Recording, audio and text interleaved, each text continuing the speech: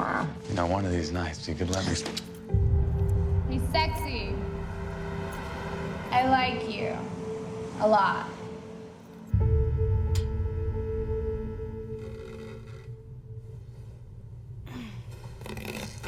Hello?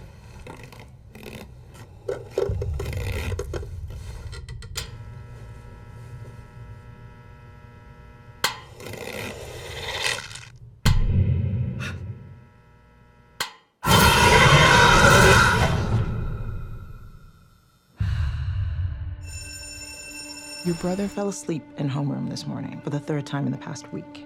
Where's Mom? Someone keeps on coming over. Who? Her name's Diana. What did you say?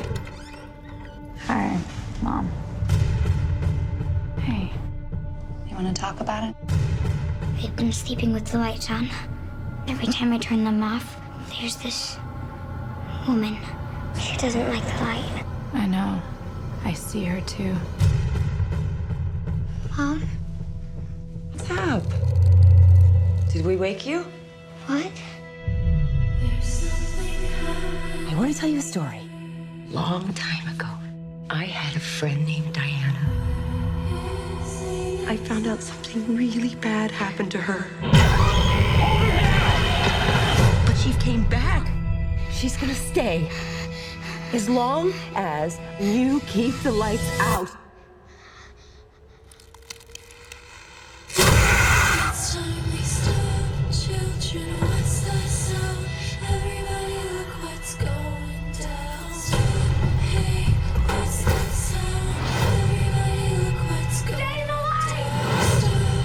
A dead woman in this house. Oh, God!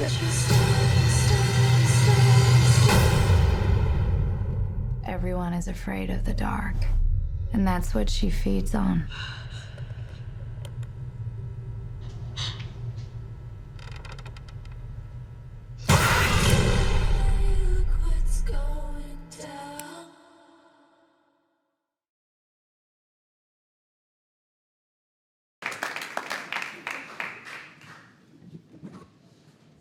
Hi. Hello. Silent here. Sorry about that, guys. That trailer really set the mood. No. It's just a movie. That's what I told myself. It's just a movie. I had you know how they're goosebumps. made. I was peeking through the curtain watching everyone's reactions. I loved it. What is it like shooting a movie like this? Like, is it just light and happy on set when you're dealing with topics this creepy and dark? Not so much. Kind of the opposite to that. I think we all were really afraid while shooting this. I think the script is just so compelling in so many different ways, and then you get on set and it's so funny because when you shoot a movie, usually there's all these lights and they're constantly trying to light a set. But in this one, they built a big black tent over the house. So the house was pitch black for most of it. All the time. Wow. All the time. And you were shooting in that zone, and it's the energy of that, it's just palpable. I think everyone felt a little uncomfortable in that house. Now, I read that you're a big fan of the horror movie genre. So is that one of the reasons that you wanted to do this? Yeah, definitely. I love James Wan's work. I think he's just the king of this genre. And then on top of it, when I read the script, I thought what was so cool about this movie is that at the center of the story, there's this family that's dealing with such crazy dysfunction. You know, obviously you saw from the clip, my mother, she suffers from schizophrenia in the film.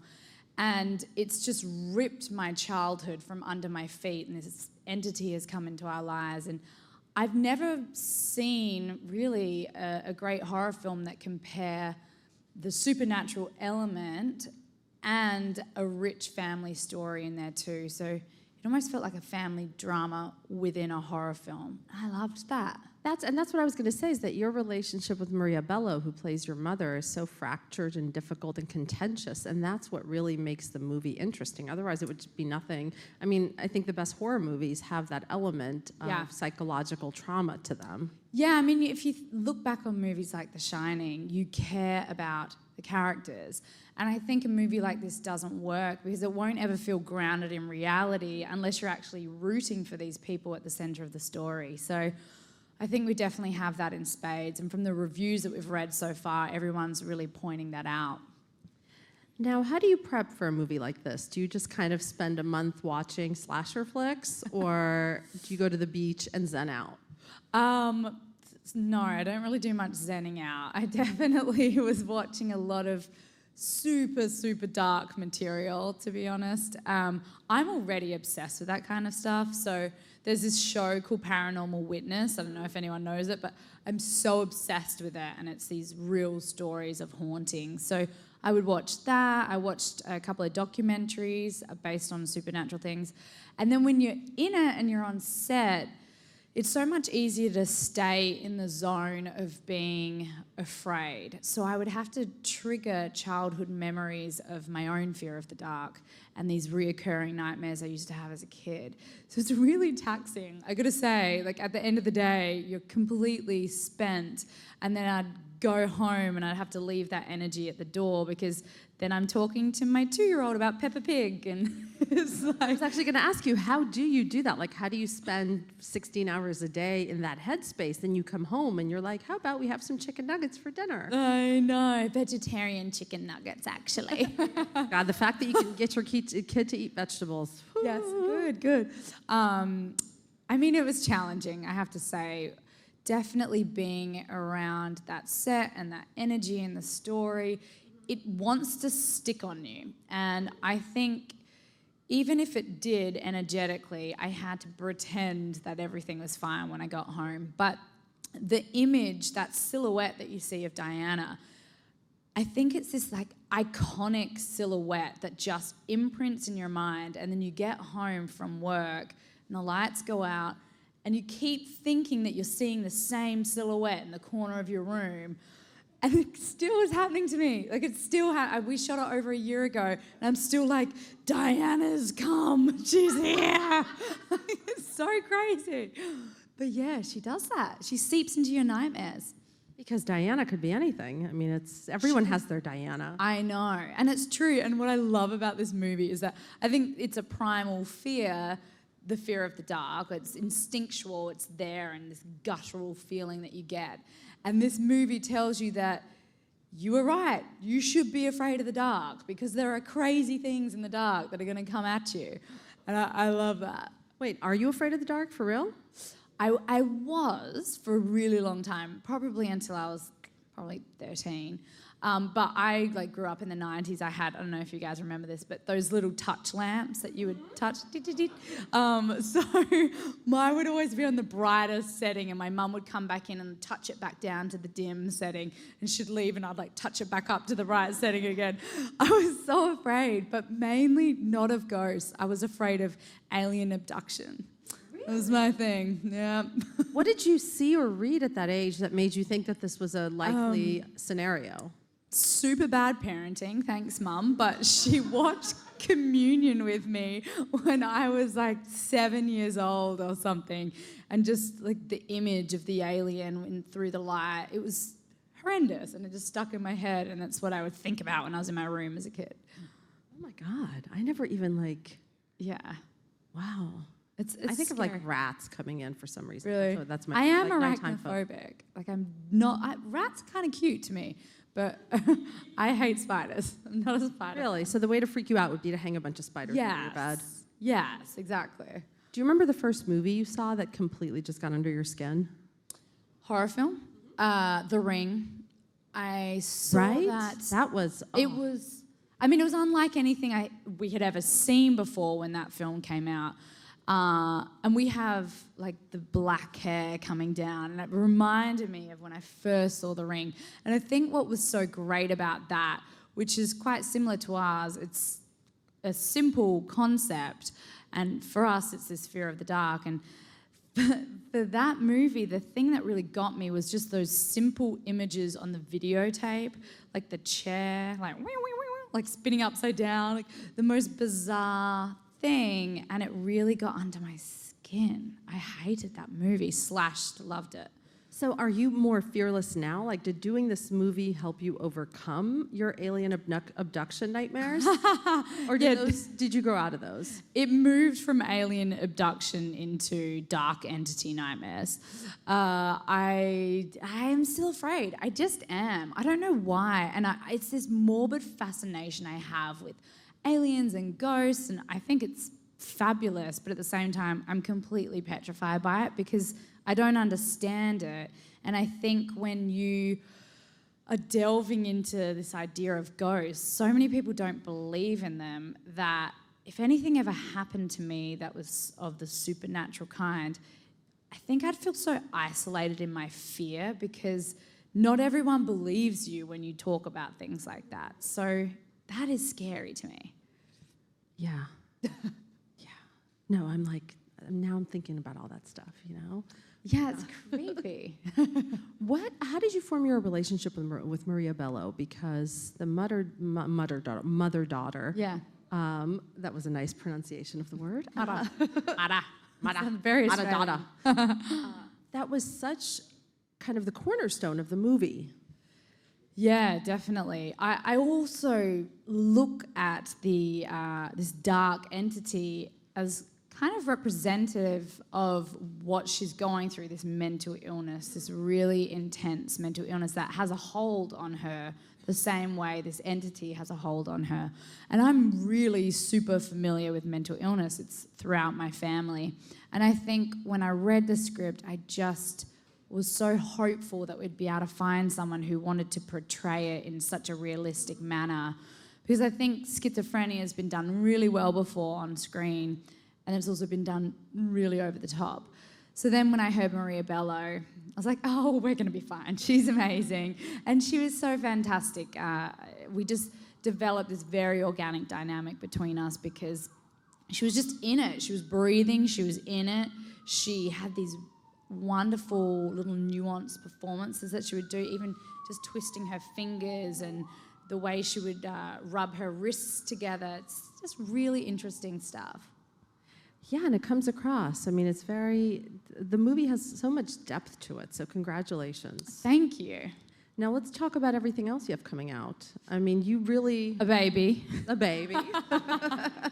not today. Don't for a few be months, nervous. guys. Yeah. Don't worry. The baby aside, you have a 2-year-old at home and you work nonstop. So... Feels like it. Well, how are you choosing your projects at this point? Well, it's been an amazing couple of years. I gave birth 2 years ago, and then I don't know what it was, but work just started coming my way and it started to snowball, and I decided that I would jump on the opportunities if I could bring my family with me. And Hollywood has just so embraced motherhood, which has been wonderful. So he's on set with me every day and we travel around, and I've done 9 films since he was born in 2014, and I'm exhausted, so I'm not doing any this year. I'm just promoting a bunch, and in terms of choices, it just has to be a great script and a really gritty, raw character that I can relate to. And then I'm interested in new filmmakers, especially David Sandberg on this movie. This is his first film. I just love the energy of a new filmmaker, and I just actually work with Mel Gibson too. And so then I also love people like that who have been doing it for years and years and who have really proved themselves as a director. So yeah, it just depends on the script, really. What did you learn from working with Mel?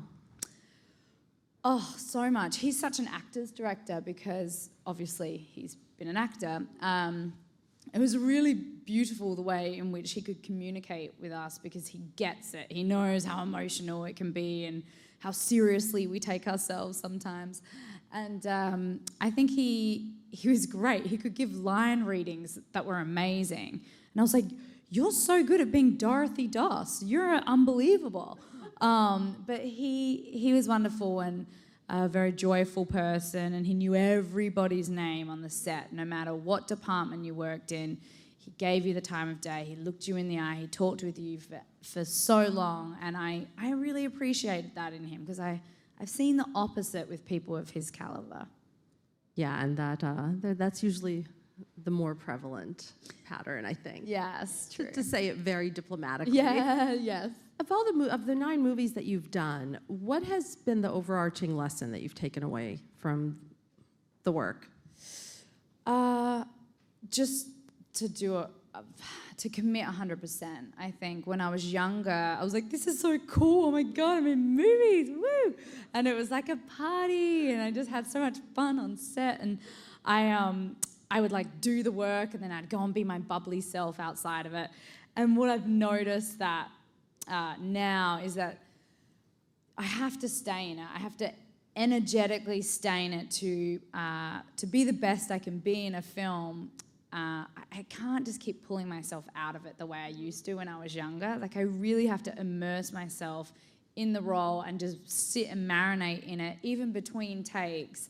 So I've been practicing that on for at least the last 5 or 6 movies. And I think it's made such a significant difference. And then also having my son around a lot has been really helpful, and it helps me stay grounded and reminds me of all the very important things when I'm having a hard day at work. So it's been quite beautiful balancing motherhood with my working life.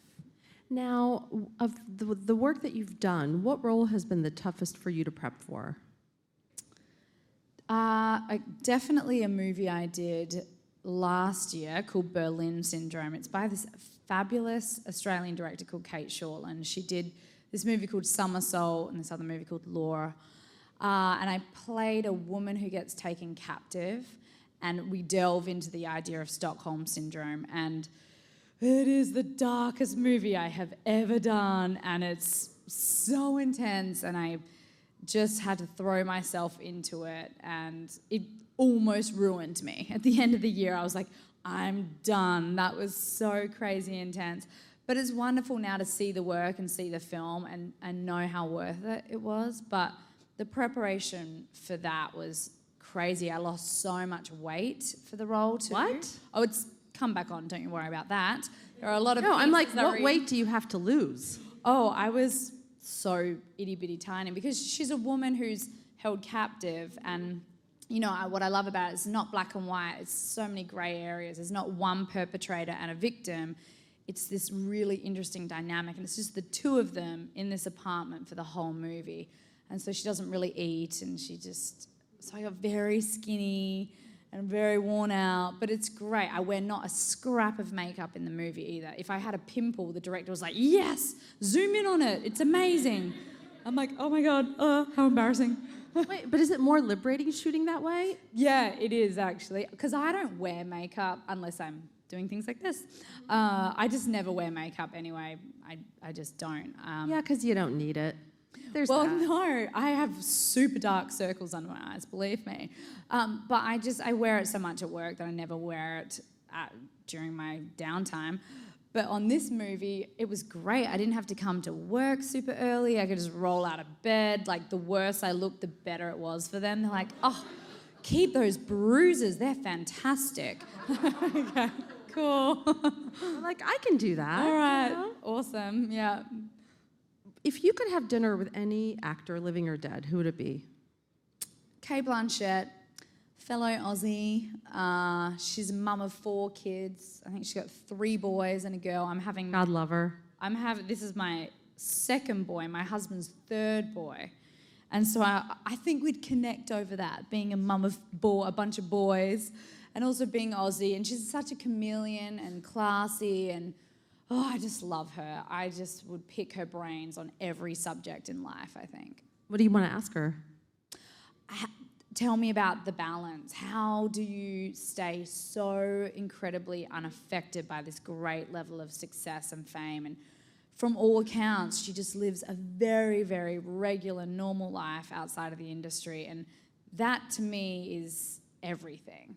It's such a goal of mine. And I know her kids go to school in Australia, and I want my kids to go to school in Australia. So I think I would ask her about that. Do you see yourself moving back there at some point? Well, I just bought a house in Adelaide, South Australia, where I live, where I grew up, I should say.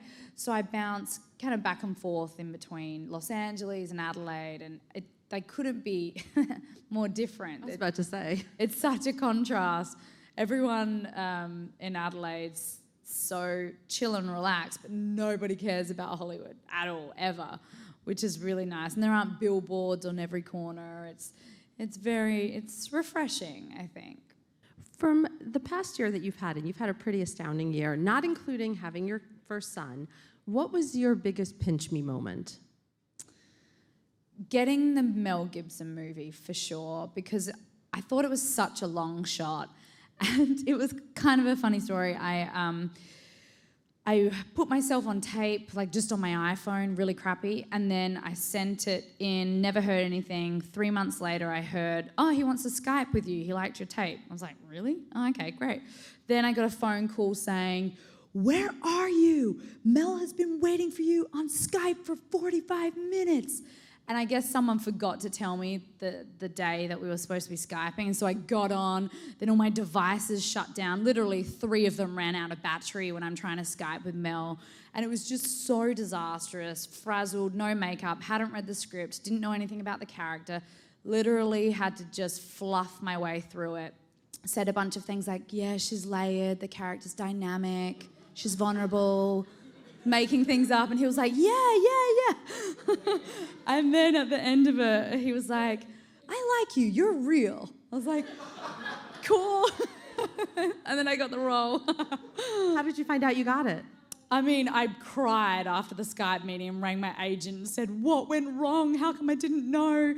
And then they were like, you know what's funny? He really liked you. He thought it went well. I was like, you have got to be kidding me. And then they just called me and said, you're going to get this movie. And I still laugh about it. It's quite hilarious. Oh my God, that is actually an amazing story. That you kept Mel Gibson waiting for 45 minutes. Yes. And he was like, what is happening? I'm just looking at a picture of you and a dog. And I'm like, I'm sorry. It's just, I don't know what's happening. Oh, technical difficulties. Anyway, it all worked out. I hope you now have a charger with you for every device. I mean, I swear to God, I'm way more prepared. And let's turn it over to our audience, please. Hi. Thanks for coming.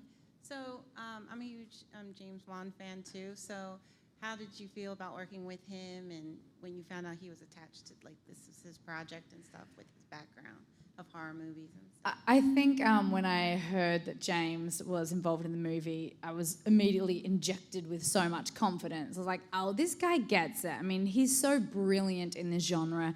I think all of his films feel very layered and dark and real to me, which is what I loved. And then he just put his trust in our director, David Sandberg, 100%. And I guess I just did the same thing, because if James thinks he's amazing, I'm going to think he's amazing. But I'm a huge fan. The Conjuring is my favorite movie ever. Yeah. Hey, thanks for being here. So I'm curious about Lights Out. How was the child actor Gabriel on set? For being 10 years old, with the content of the film, I could see it potentially being scary for a kid like that. I mean, I watched the trailer and I was like, yo! So, yeah. How was he? He was great. I actually think his mum has 8 children. He's the youngest of 8. I think his mum cut out some pages of the script, the ones that are a little too intense for him to read. But he was wonderful. He was never scared, ever. But I did notice he had to tap into some really uncomfortable places to get into that real emotional state. And he wasn't like other child actors where they act the emotion. He just sat and was real in the emotion. And I'd always ask him, how are you doing? Do you need a break? How are you feeling? The mama bear would come out. But his performance is so steeped in this grounded reality. When you see the movie, you will completely believe that he's a very afraid little boy. It's kind of amazing. Next question, please.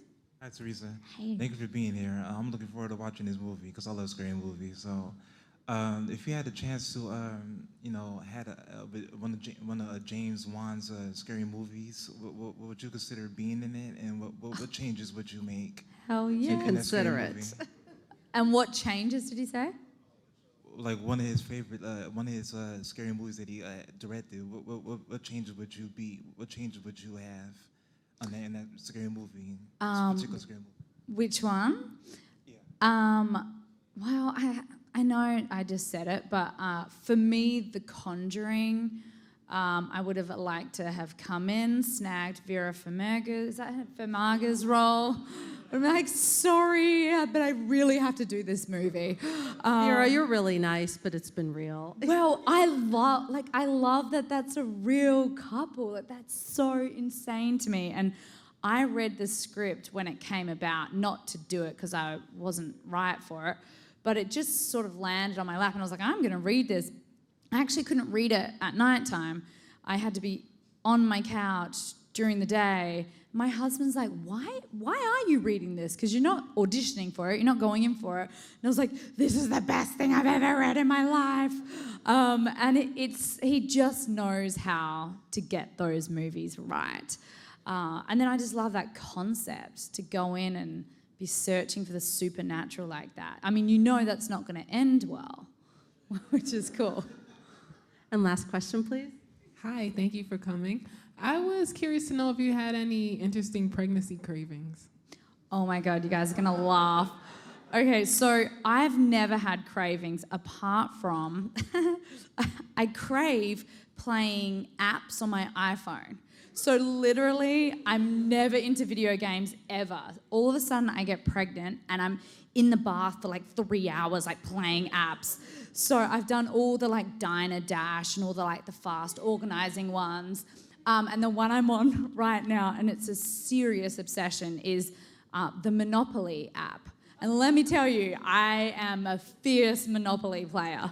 I mean, it's all I do. Like in between, when I'm in the car going from interview to interview, I'm like getting my Monopolies down, I'm getting the oranges, I'm getting the blues, I'm putting the hotels on them. Yeah, I'm obsessed. That is like the best answer ever. Yeah.